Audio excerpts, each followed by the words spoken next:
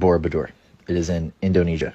I always thought this temple was super weird because it's perfectly geometric except for the circles in the middle of the temple. They're not quite perfect.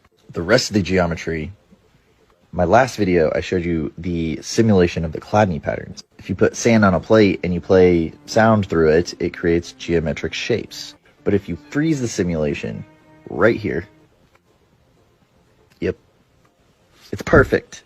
They're not perfect circles because of the frequency. Each of the bells is a focal point for the frequency. That's why those circles are not perfect, except for the central one.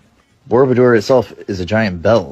There's nothing inside of it. The temple, you can't go in there. There's no chambers. Built on top of a mound.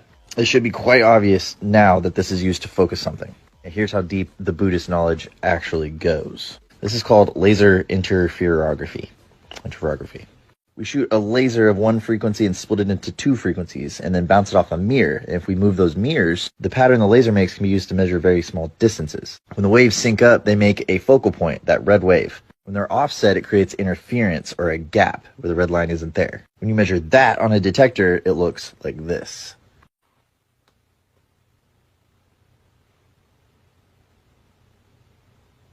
So it has a resonance, it focuses light on a volcanically active fault line